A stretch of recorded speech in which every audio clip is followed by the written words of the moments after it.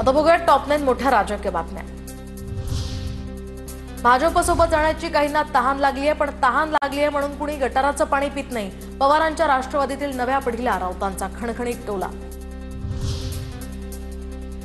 उपमुख्यमंत्री अजितदादा आणि शिंदे हे दोघंही संवादात चांगले नाहीत। हे दोघंही मला या संदर्भात मताबद्दल माफ करतील। एक्सप्रेस अड्डा या कार्यक्रमात मुख्यमंत्री फडणवीसांचं वक्तव्य।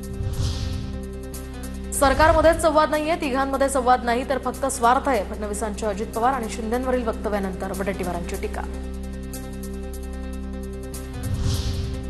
फडणवीसांचं विधान दिलखुलासपणे, तिघांचा स्वभाव वेगवेगळा आहे। फडणवीस मवाळ पद्धतीने भूमिका मांडतात म्हणून ते बोलले असतील। फडणवीसांच्या अजित पवार आणि शिंदेंवरील विधानावरून शिरसाटांची प्रतिक्रिया।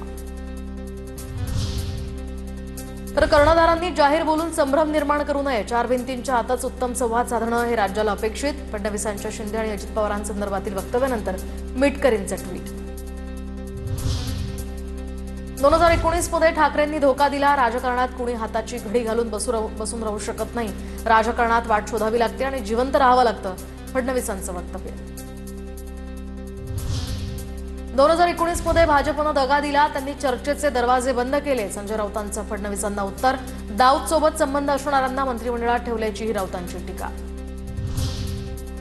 भाजपसोबत असणाऱ्या पक्षाची चांदी, कारण त्यांच्याकडे ईव्हीएम मशीन। शिंदेंनी 107 जागा मागितल्याच्या प्रश्नावर बच्चू कडूंचा टोला।